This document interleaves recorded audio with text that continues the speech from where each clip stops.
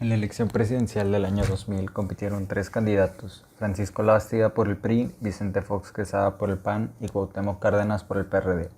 El PRI, aunque no ganó la presidencia, tenía el grupo más grande en el Senado y en la Cámara de Diputados. Esto le impidió a Fox hacer cambios legales. Él se concentró en un aeropuerto para la Ciudad de México. Sin embargo, los ejidatarios de la zona se organizaron para impedirlo.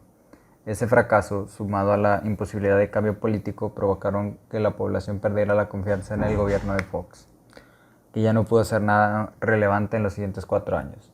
Como jefe de gobierno de la actual Ciudad de México, López Obrador se dedicó a construir su candidatura presidencial, amplió el apoyo social de los habitantes de la ciudad, ofrece una conferencia de prensa todas las mañanas y promueve obras en diferentes partes. Una de estas obras expropia un terreno para construir un acceso. Los dueños del terreno se inconforman y el pleito llega hasta la Suprema Corte de Justicia. Fox aprovecha la coyuntura para impedir que compita en la elección presidencial. Obrador hace el suceso popular a nivel nacional, tanto que inicia la carrera presidencial con clara ventaja sobre los candidatos del PAN y el PRI. No obstante, durante su campaña, López Obrador tiene problemas especialmente en el norte. Acaba perdiendo la competencia por medio punto porcentual frente al candidato del PAN, Felipe Calderón, y este gana la presidencia. Calderón pierde las elecciones intermedias de 2009. Simultáneamente, ocurre la Gran Recesión, una crisis financiera en Estados Unidos que se extendió a todo el mundo, y la crisis de seguridad sigue en el país, lo que el candidato del PRI, Enrique Peña Nieto, aprovecha para llegar a la presidencia, derrotando a López Obrador por segunda vez y a la candidata del PAN, Josefina Vázquez Mota, a la que Calderón no apoyó. El gobierno de Enrique Peña Nieto inicia con el anuncio del Pacto por México, pacto que resumirá las reformas legales que estaban congeladas, excepto por dos. El PAN no participó en la reforma fiscal y el PRD no participó en la reforma energética, cuando López Obrador inició una movilización y un bloqueo del Congreso, pero sufrió un infarto y no pudo seguir. Más tarde, ambas reformas fueron aprobadas. La transformación del país fue difícil, porque, en primer lugar, la implementación de reformas es un proceso largo, difícil y costoso. Y en segundo lugar, muchos colaboradores del presidente no querían seguir con las reformas, típico PRI, mientras que, al mismo tiempo, se expone que su esposa, Angélica Rivera, había comprado y remodelado una mansión de $7 millones en un lujoso barrio de la Ciudad de México, lo que fuertemente insinúa a corrupción. E igualmente el caso de los 43 estudiantes dejan a Peña Nieto totalmente confundido. El 26 de septiembre de 2014, un grupo de estudiantes de la Normal Rural de Ayotzinapa, que habían secuestrado unos camiones para dirigirse a la marcha del 2 de octubre de ese año en la Ciudad de México, se dirigieron a Iguala para obtener más recursos para su viaje, pero los estudiantes fueron secuestrados. A pesar de ello, para la opinión pública, Peña Nieto fue culpable, al menos de omisión. Para ciertos grupos es directamente responsable.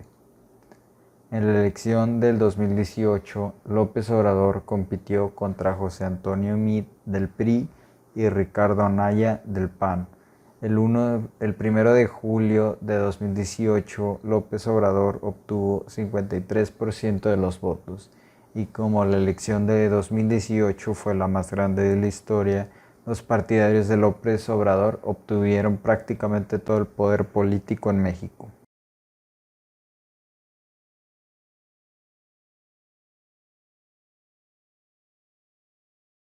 Ok, yo voy a hablar sobre programas de planificación familiar, ya que primero que nada, la planificación familiar es el derecho que las parejas e individuos tienen de decidir responsable, ya sea libre, voluntariamente, el número de hijos que quieren tener y cuándo tenerlos. Para ello existen métodos anticonceptivos, temporales y permanentes.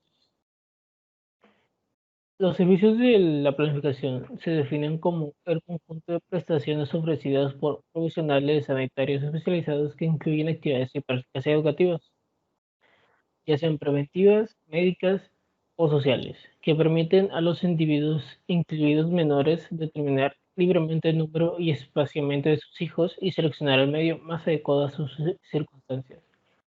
La planificación se utiliza a veces como un sinónimo de control de mortalidad. En ese sentido, los servicios médicos de planificación familiar facilitan información sobre los distintos métodos anticonceptivos y ofrecen asistencia médica especializada para conseguir espaciar los embarazos deseados, así como para evitar los embarazos no deseados. En ese sentido, la planificación familiar consiste en la utilización de diferentes métodos para controlar el número y la cronología de los embarazos. A través de la planificación, la pareja decide cuántos hijos y cuándo tenerlos. Posibilita a las mujeres que tengan sus hijos a las edades que el embarazo ocasiona menores riesgos, ya sea entre 20 y 35 años, asegurando de esa manera la salud de la madre y del bebé. Algunas de las ventajas de la planificación familiar es no protegen contra el VIH, SIDA u otras enfermedades de transmisión sexual. Use un condón para mayor protección, ya que debes recordar tomar la píldora a la misma hora todos los días. Desde entonces, se ponen en marcha programas para controlar el crecimiento poblacional, como medidas de salud pública, campañas publicitarias y educación sexual en la escuela. En ese entonces, estas medidas son enfrentadas por los grupos más conservadores de la Iglesia Católica, que en esos años era la religión de más del 90% de los mexicanos. Pero estos enfrentamientos no fueron secundados por la mayoría de la población, aunque sin duda han resultado costosos, al menos en lo que se refiere a no permitir una mejor difusión de los diferentes métodos anticonceptivos y la educación sexual, especialmente en las diferentes localidades remotas. No obstante, los diferentes programas de difusión fueron exitosos. Muy famosa fue la frase promocional de estos: la familia pequeña vive mejor. Y la telenovela Acompáñame, que fue emitida por Televisa en el año 1977. Puede que también haya tenido algo que ver con el impacto que tuvo. Lo interesante es que la tasa de crecimiento de la población empezó a caer antes de que el gobierno se diera cuenta del problema y lo atendiera. La tasa de crecimiento poblacional en México alcanzó su máximo en el año 1961 y de ahí empezó a reducirse, a pesar de que la planificación familiar se convirtió en política pública 16 años después de esto. En la gráfica que se nos muestra se observan dos diferentes series. Una es la tasa natural de crecimiento poblacional, donde se suman los nacimientos menos las muertes. Y la otra es la tasa total, que incorpora la migración.